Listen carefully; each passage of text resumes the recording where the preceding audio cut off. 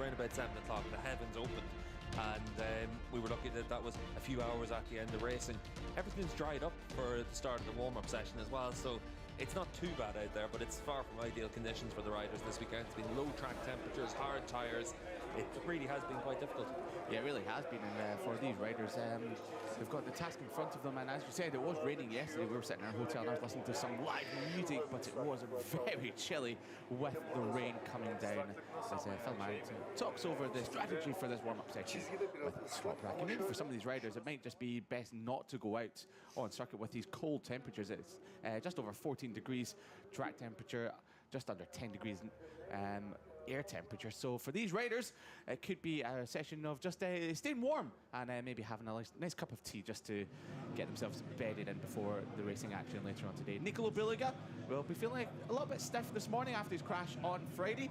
Maybe a little bit better than he felt yesterday morning. However, it was a great effort to finish second behind Toprak Razgat Lioglu and even leading the race for a few laps at the beginning of race 1 yesterday. Yeah, Buliga did a really good job. At the end of the race, it was very clear that Toprak had that edge, and some of that comes from the fact that Toprak is your fastest rider here in Moss. This is a circuit that's perfect for him. Another little bit comes down to Buliga's fitness after that crash, but he rode really well yesterday, qualified in the middle of the front row, finished second and comes away with 20 points, and you move into the day and he needs to do the same again. Yeah, it's just damage limitation so far this weekend for Nicolo Biliga, and you'll be hoping to reduce the damage limitation to maybe 8 points being taken out of his championship lead, which will take him to 21 points going to Misano in about a month's time. We just saw Danilo Petrucci, their 4th in the championship, a 3rd place for him yesterday, and really the best of the rest behind the top 2, miles ahead of everyone else. But depending on what the start will be for Alvaro Bautista, we could potentially see a battle for the final podium position. Alex Lowe's on screen, 4th yesterday, and a bit of a battle with his twin brother Sam. We've seen those two riding in unison all weekend, but it was a great ride for the Bimota rider, and that team will take solace in the fact that they managed to get a top 4 finish, especially after re-signing Bassani and Alex Lowe's for next year. Yeah, when you look at the pace and consistency from Lowe's in yesterday's race, it really was an impressive performance, and speaking to him afterwards, he said that it's just one of those races where you ride as hard as you can for the whole race, and no matter where you finish, you're coming away happy with the job you've done. He said Cremona was like that as well. He said that the performance that he was able to get for what he was actually doing on track didn't really reflect it there. It's reflected it here. Yes, indeed. Michael van der Mark didn't get much further past than turn 2 yesterday after coming together with Andrea Locatelli and Alvaro Bautista. He came into the pits and you could just see him sitting back in the chair wincing a little bit. So I was in the box when they came in and I spoke to the team and asking if there was any issues. He said no, he'll be fine. It's just a little bit sore from that moment, but everything seems to be okay for Michael van der Mark coming into today. Alvaro Bautista, it was a great recovery ride yesterday. It was as low as 16th place after that turn 2 incident with Michael van der Mark and Andrea Locatelli, and a top 5 recovery ride. Really good for Bautista, but he'll be looking for the podium here today. Yeah, for Alvaro in the clash yesterday with Locke and van der Mark, said there was a bit of damage done to the bike as well. His pace at the end of the race, that was really impressive. The problem for him is he qualified down the field, made a mistake on his fastest lap in Superpole, and that dropped him down from the 2nd row of the grid onto the 4th row. It did indeed, and we'll be seeing Alvaro Bautista going from 10th spot on the grid for the Tissot Superpole, and we just saw Andrea Locatelli, Iker Lecona. He was in no rush to get out, but Garrett Gerloff is, and he starts from 8th place today. Yeah, and you can see there for Gerloff out there on the wet tyres, the wet practice board is up, so for the riders, it'll be interesting to see if and when they decide to go out. I thought it was actually drier than what we saw immediately once Gerloff goes out, but for everyone else, we'll wait and see what they do and what the choices will be. Yeah, well, they did a rider that needs to maybe just get a little bit of track time is Andrea Locatelli, just bedding the bike in after yesterday's collision. Spoke to him yesterday. Everything was okay, but yeah, he just didn't really know what happened until he watched back the footage. Obviously for Locatelli, it's Petrucci there, Montella there, just almost getting caught out there. Locatelli's an interesting one. Obviously coming into this weekend, there was a big expectation that his contract and his future would all be decided and announced, and there's been a bit of a delay on that, but one of the things that was quite interesting to see was it looks like slick tyres there for Taz McKenzie leaving the pits, but one of the things that was interesting about Locatelli, rumour around the paddock is that he'll be on the Yamaha Suzuki 8 Hours bike, so you're not putting him on that bike unless he signed the contract for next year. Exactly. It'll be good to see him competing in the most prestigious endurance event in the world for two-wheeled motorcycle racing. Taz McKenzie there on the slicks, as you quite rightly pointed out, Steve, a rider that knows how to adapt to changeable conditions here in Most after taking his sole World Supersport victory here in 2022. Jonathan Ray, in no rush whatsoever to go out. Missed a lot of track running on Friday after his crash earlier on in FP1. However, it's been a strong weekend for Johnny Ray so far, picking up some decent points yesterday and getting himself well and truly in the mix in race 1. Yeah, for Johnny, we saw off the start line, really impressive to get himself up into the top 6 in the early stages of the race. Came away with top 10, finishing 10th. So he'll be hoping to make a step forward from that. I'd say for Johnny, he's hoping that we do end up having a little bit of changeable weather as well. That will give him a real opportunity to come away with a strong result. He says that he's getting happier and happier with the bike, but obviously it's one of those situations where you're still trying to make that progress and give yourself the opportunities out there. And for Johnny and the Yamaha, it's still that moment where you're waiting for it all to fully click into place. Misano should be another month to heal up fully and be ready for that, and then we'll really see where he's at. I think maybe the most important thing for Johnny yesterday is he was the top Yamaha quite comprehensively. Okay, Andrea Locatelli was involved in an incident. Remy Gardner had his right to the penalty, but he might still take just a little bit of confidence in the fact that he was top Yamaha yesterday by quite some way. Zakwan Zaidi, retirement from yesterday's race, pulled into the pits halfway through the race. However, the MIE Honda rider just completing a few laps. Top Rack, a bit of a shake of the head going, nah, I don't fancy that, mate. I'm not going out there. I'll just stay nice and warm, keep everything rolling on to the Tissot Super Pole race, which is coming up in just under 2 hours' time, as we see Xavi Verhey and Taz McKenzie has been out there on the slick tyres, just getting himself bedded in. So maybe a little bit too wet out there on track for the slick tyres for the time being. Tito Rabat just rolling in as well, and yeah, just too tricky out there with those slicks for those riders. It looks like all three were out on the slick, and they'll all come back into the pits. Obviously, we saw Montella out there on the wet tyre have his moment, so we'll just wait and see if anyone's able to do anything out there. Channel Chu down in pit lane there, just in front of Tito Rabat's bike, and Anchu will be getting ready for the Super Sport warm-up just coming up after this. Yeah, Channel Chu finished second yesterday in the Super Sport race. Coming into this corner, he came under attack from Jama Masia, so he'll be hoping to rectify that later on today. Jair Montella, the sole rider, just setting in some lap times for the time being. Zach Wanzade as well, he's out there on circuit. And Garrett Gerloff, the first rider we saw out on track, he's just pulled into the pits as well. So Montella across the line, a 1:48.2.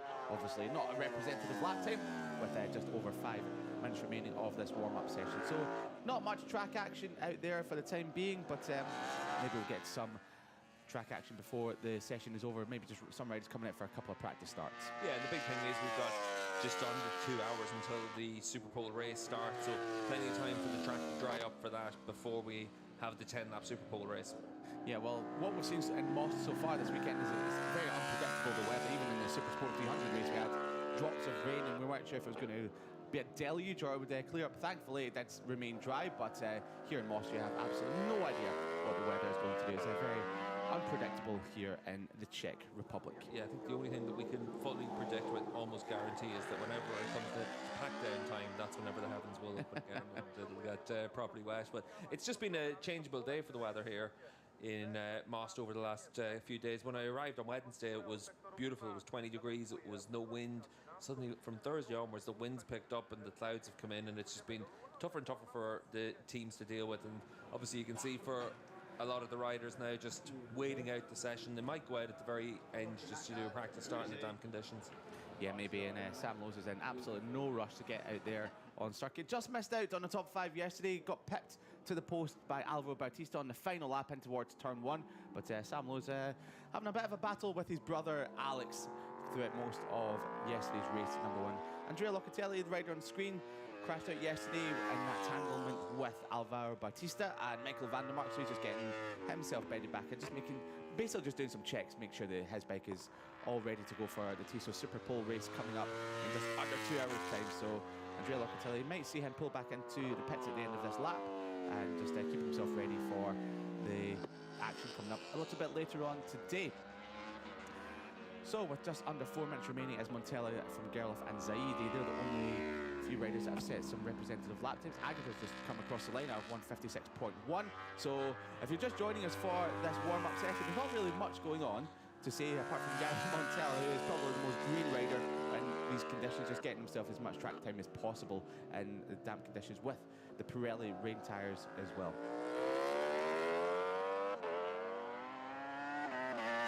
So we're going to get a replay of a nice slow-mo in towards turn number 1. The IPF truck just giving us something to talk about in this session, which is obviously very nice. And you can see there's not much, or if any spray coming up from those rain tyres to turns 1 and turn 2. And yeah, Jair Montella was very impressive yesterday, wasn't he, Stephen? Race 1, managing to hold off Alvaro Bautista for a couple laps before the Aruba Ducati rider eventually came through during the middle of the race when Bautista was having his recovery ride. Yeah, started from the third row with a great finish in 8th, so decent performance from Jari. And again, another one of those indications whenever you're out there on the Ducati that if the weekend starts well, you're going to be able to enjoy a decent weekend. And the Ducati is still that little bit of a fickle bike, and if it's working well, it's working really well for a rider. If they're struggling at the start of a weekend, you can chase your tail for basically the entire weekend. So for Montella, this is a good opportunity for him. Ooh. That's Locke, and Locke's down in sector 1. It looks like down at turn 7 or 8 there at the start of the lap. So Locatelli's gone down in that change of direction. That's why it went down on Friday as well at the end of FP1, round about the same section of track. Oh no, sorry, it was my mistake. It was actually later on round the circuit for Locke, but yeah, not the best section of track for the Pata Yamaha squad this weekend, because Johnny Ray went down there as well in FP1. So Locatelli, not a great start to his Sunday. That is the last thing he needed. Doesn't look like a lot of damage done there for Locke. You can see the wings were still intact. The leathers weren't even particularly dirty after it. So we'll wait and see what happens for Andrea, but strange one. Just goes away from underneath. But it's so, we saw with Montella as well, just how little grip there is out there, and the riders have struggled for grip in the dry conditions. So with the track the way it is now, you can see for Locatelli there, just wondering what's happened for that. And for the team, they'll be waiting for Locke to come back and get that bike repaired for the Superpole race. But there's a reason a lot of other teams didn't send their bikes out there. Obviously, it comes down to the rider's decision of looking to go out there and get that bit of information, but for Locatelli it's ended up idling. Yeah, it's his third crash of the weekend for Andrea Locatelli. Less than ideal for the now one-time race winner in World Superbikes after taking his first victory at Assen, race number 2, a few weeks ago. And yeah, he's only rider circulating along with Aguilar and Montella right now. So Montella and Aguilar, the only two that have got representative lap times on the board, as we see BSB race winner from last year, Ryan Vickers, and no rush on his Moto Corsa Ducati to go out, and another rider just like Toprak just saying, let's get started with the Superpole race in just under 2 hours time. Yeah, you can see Bassani leaving the pits here, and it looked like another rider in front of him as well. And for these riders, Van der Mark, they're just going out there to be able to take the checkered flag and do a practice start in damp conditions. Yeah, just in case they might have to do this later on. And Toprak's coming out in the pits, looks like he's on slicks, so another rider just getting his practice start ready. And we'll see if there's anyone else coming. We just saw Andrea Locatelli's bike come back into the pit, roll back into its pit box after his crash a couple of minutes ago. And Taz McKenzie, he's out there on the circuit, but he just had his lap time deleted, the number 95 on the MIV Honda, as we watch yesterday's race 1 winner, and quite an important victory for Toprak. And even before Billiger's crash on Friday, he was still the rider to beat, but it was quite the marker that he's put down here this weekend, and very close there. And probably the two most skillful riders you would expect potentially in these damp conditions, especially with Iker Lecuona being a super motor rider. And Toprak, Vasquez, Leonco, just another rider that just is able to take these conditions in his stride. Locatelli there just trying to explain to the crew what's happened there. I don't think Tom O'Kane's going to understand too much Italian for it, but for Locke, obviously it's one of those situations, it's easily done. And you can see here for Jari Montella pushing on now, and Jari, you know, he's actually putting in decent lap times now. He'll be down into the 42s, which, considering that 1:31 is probably a good race time, it's not too far off the mark. Yeah, and considering how low the track temperature is, just over 14 degrees now out there on Autodrome Most tarmac, as Jari Montella comes across the line. Well, it'll be a 1:42. That's the only lap time he'll be looking for. It comes across the line, ticks off the time being as a 1:42.9 for Jari Montella, the Italian, topping the warm-up session. And a big wave to the fans that have come out in their droves, especially down at turn number 1. And we saw quite a lot of them come in this morning. It was quite packed down towards turn 1, but it's because the fans know that is the prime overtaking opportunity here around Most, and where you're going to see a lot of the action as well.